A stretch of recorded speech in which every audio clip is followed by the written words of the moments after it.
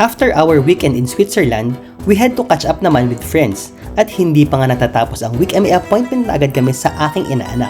So Mark and I decided na dalhin sila sa Iguana, kung saan masarap ang aperitivo. Ang aperitivo ay isang kultura dito sa Milan, kung saan people drink with pika-pika before dinner. At dito namin sila dinala sa very famous place, ang Colone de San Lorenzo.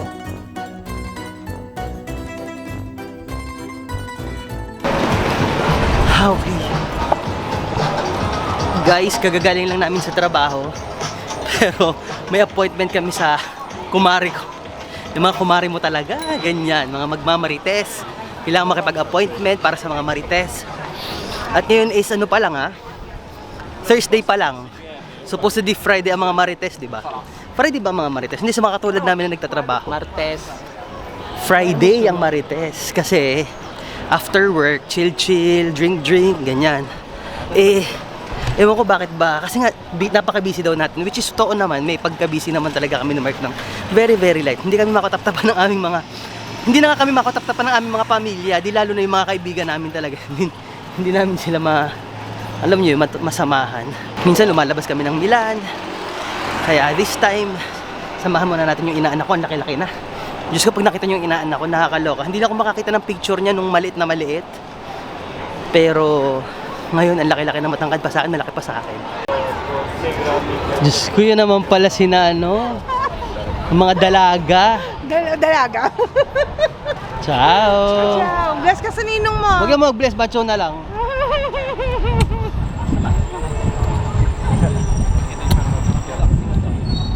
Ito yung inaanak kong sobrang tangkad na, malaki pa sa akin. Sige nga, ano nga.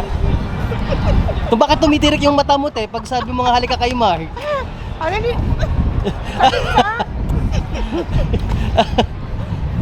Diba, pakita mo mahal kung gaano kalaki si Paulo sa akin. So can you imagine yung kinakarga? Parang parehas lang naman. Yung kinakarga-karga. Can you imagine yung kinakarga-karga mo nung bata, no, di ba? Kita niyo kung gaano kalaki. Parang parehas lang. Street body ka nga. Parehas lang, mas matakad pa nga siya sa akin. Matakad pa nga siya sa iyo eh. Oo, di ba kinarga pa to ni PJ nung bagong dating Diba? kami? Kanina? Di ba yung inaanak mong umiinit ang ulo kapag nagugutom, kanino nagmana? Sa'yo ba nagmana yan? Ano? Yung nanay na pinaghahanap na ng girlfriend yung ano niya, no? Yung anak niya, ang bata-bata pa. Yung nanay yung bugaw. Uy, kita-kita naman sa camera. Okay guys, so we are here in Iguana. And ito yung menu nila ng 19 Forgotten pa ata ito. Diyos ko, nung pumupunta pa kami dito 10 years ago. Diba? So, ang cocktails naman is ganun pa rin. Happy hour, 12. Kamusta naman ang pilikmata ng isang bata dyan na hindi naman talaga na... Ang tagal na ha, in fairness, magaling yung gumawa. Ilang ano na yan? Ilang... Pinaretouch ko lang nung huli kasi may natanggal, pero yun pa din. Pinaparetouch pala. Pwede. Magkano ang paretouch? Binibigyan, hisingin lang ko ng 15, 20. Pero dapat 50, di ba? Yung isang Hindi, buong. 40 lang. 40 lang. Yun lang, medyo madilim dito sa tayo natin. Oo, Hindi, maganda madilim ang yung lighting dito. Hindi kita ang lighting mo, yung ano mo, yung Ay, parang ay, mata mo hindi yung kita. tama. Ang problema yung katabi mong madilim. Lalo naman yung kaharap mo, napakadilim ng... PJ, pakisagot yung tanong ko. Sa kanilang tatlo, sino ang pinakayamin? Eh si Mark. O dahil nakaharap si Mark. Pero pag sali tayo lang, Loka-loka talaga tong... No wonder talaga to ano. Lagi may kaaway to. Di ba, Mal? Yes. ay sino ba naman matutuwa dyan sa kaharap mo? Nadali na, kakain na nga ako. Baka malipasok ako dito. Halika na nga. Oh. Ang technique sa aperitivo ay pumili ng isang mahaba-habang drink dahil ito ay eat all you can. Kaya habang kumakain ka ng bonggang-bongga is umiinom ka din. Di ba? Ang galing! Lasing ka na busog ka pa. Sinong hindi mag-e-enjoy? O kita mo naman, enjoy kami, di ba?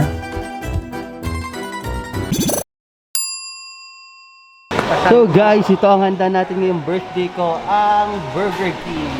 At ang aking jowa ay pumipili ng kakainin namin, and we basically just choose the plant-based burgers dahil kami ay vegetarian / pescatarian. Bakit ang dilim? Kasi may sorry naman kasi meron pala tayong Okay guys, so andito kami sa Burger King. Ay naku, Diyos ko, tinan mo yung batang yun, oh. Parang namamalimos. Hindi na pa dinalat na pa. Kakalok.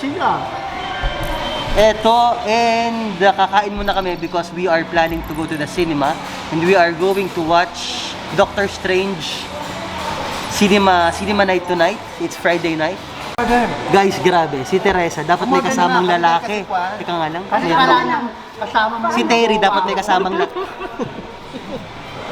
Nawawala po yung jowa ni Terry.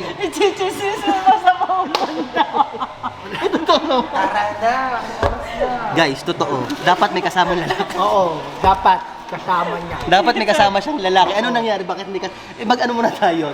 Mamaloy. Ano kayang nangyari at bakit biglang walang kasamang lalaki si Terry? Supposedly may kasamang lalaki si Terry tonight. Ano ba yan? Ba yan? Nabulilyaso? Nabulilyaso yung date? Wanna be free of this heart, yeah. Wanna feel your arms around me. I need you more, need you here, more than I would like to admit. Let's forget about tomorrow, yeah. Should I Okay guys, so we are going to the cinema. Aray ko, ano ba yan? Ayya! Diyos ko, Mariosep. Ang sarap. Oh, wait lang. Bukas pa. Ready na ba kayo for the Doctor Asago Strange? Millefiori. Okay. Should I hide away forever?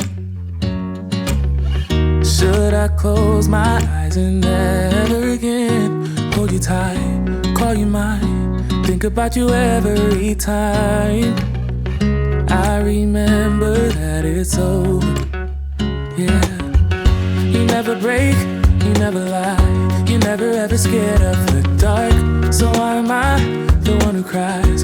I'm so afraid to be left behind. I think about you a lot. It's almost like I can't stop, yeah, yeah. You never lose an argument, so I've been trying hard to pretend that I'm okay. It's just a phase, and everything is going just great. I think about you a lot. It's almost like I can't stop.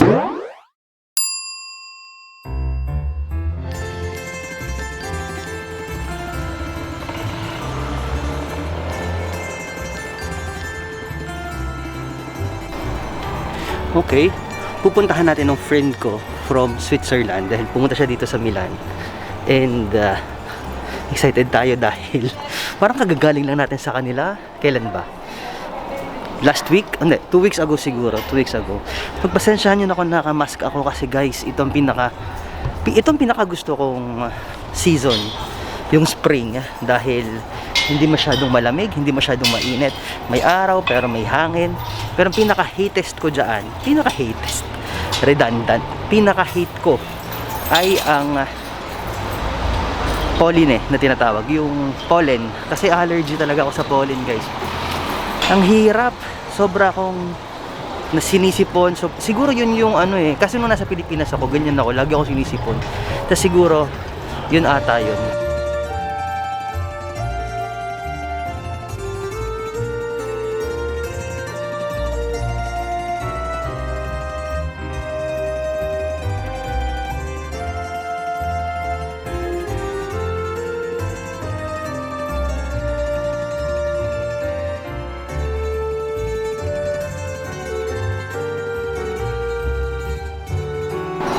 Sige nga, itaray nga natin ng walang mask. Tingnan natin kung kaya nating pangatawanan. Kasi yung law naman guys dito ngayon, wala nang mask talaga.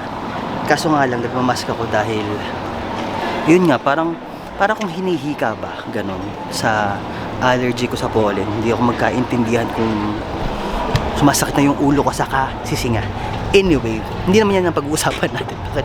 Bakit ba yan ang pinag-uusapan ko? I'm talking about my goal sa life.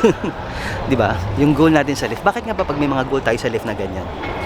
Bakit nga ba parang pag tinanong ka, what is your goal in life? Ako pag tinanong ko, what is my goal in life? Para ba ako natitigilan? Natitigilan in a sense na parang hindi ko rin ata alam or nakalimutan ko na kung ano ba yung goal ko. Naramdaman nyo ba yun?